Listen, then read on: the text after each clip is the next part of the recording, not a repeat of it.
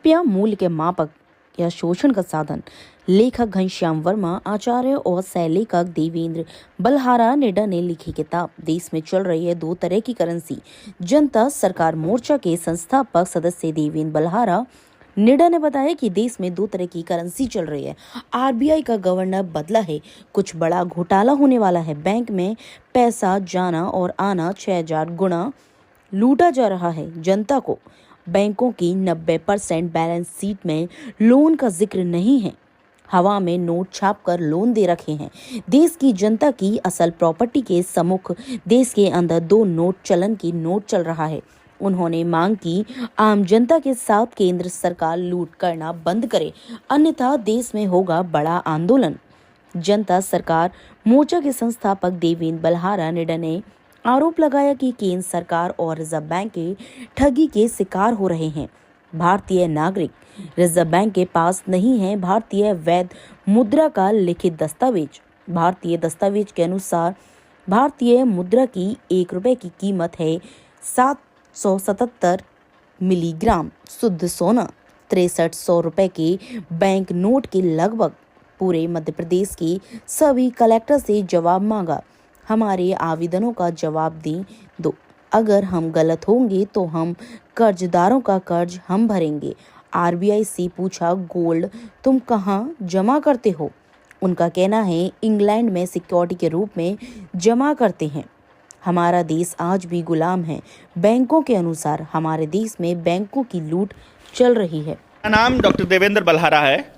मैं जनता सरकार मोर्चा का संस्थापक सदस्य हूं और हम देश के अंदर शिक्षा, स्वास्थ्य, न्याय, राजनीति, खेती और धर्म में से पूंजीवाद को खत्म करने के लिए अपना मिशन शुरू किया है। हमारा मेन उद्देश्य जल, जंगल, जमीन, जानवर पर लोकल लोगों का अधिकार दिलवाना है। इसी क्रम में शिक्षा के इस मुहिम को आगे बढ़ाते हुए जब हमें बैंकों की कारगुजारी और उनकी ठगी का पता चला तो हमने आरबीआई से आरटीआई डाल करके, वित्त मंत्रालय से और भारत सरकार से आरटीआई डाल करके सवाल पूछे कि आप जो हमको कर्जे में रुपया दे रहे हो, क्या ये असली है? क्या ये भारत का रुपया है? क्या ये डिजिट हैं? इनकी परचेजिंग पावर और भारत के रुपए की परचेजिंग पावर बराबर है? यदि ये बराबर नहीं है तो देश के लोगों के साथ ठगी हुई है, उनकी नीलामी रुकनी चाहिए इस ठगी के नाम पर। और यदि ये बराबर है तो आप हमें कृपया लिख करके दे दीजिए। दुर्भाग्य की बात यह है कि पता नहीं किस दबाव में आकर के प्रशासन, एडीसी, एसडीएम, तहसीलदार आदेश जारी कर रहे हैं लोगों की जमीनों की कुर्की के और उनकी नीलामी के। हम आपके जरिए ये संदेश देना चाहते हैं कि जनता सरकार मोर्चा पूरे देश भर में लाखों लोग इकट्ठे हो रहे हैं। किसान की कर्ज मुक्ति का आंदोलन लेकर के चला हुआ है। यदि आप लोगों ने विधि पूर्वक सही से जवाब नहीं दिया तो बड़ा आंदोलन होगा और जितनी सरकारें होंगी सब गिर जाएंगी। आप इस प्रकार से बता रहे हैं, क्या ऐसा प्रूफ है कि ये भारतीय मुद्रा नहीं है या जो आरोप लग रहे हैं किस प्रकार से? रुपया भारत की मुद्रा है, नोट भारत का नहीं है, वो आरबीआई का है। तो आरबीआई जिसका होगा वहां से चलता है। आरबीआई कहता है, जब लोकसभा में अरुण जेटली ने 200 टन सोना इंग्लैंड भेजने के बाद 2016 में अपनी बात कही थी, याद हो आपको? अगर 14 में सवाल था कि आपने 200 टन सोना इंग्लैंड क्यों भेजा? जवाब था राज्यसभा में अरुण जेटली का, क्योंकि वो राज्यसभा के मेंबर थे, सुरक्षा कारणों से भेजा। और हमने बैंक ऑफ सेटलमेंट में भेजा।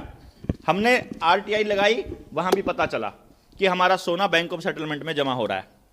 साथ ही साथ ये किताब है जो सबूत है, जिस साक्ष्य जिसकी आप बात कर रहे हो, रुपया मूल्य का मापक या शोषण का साधन।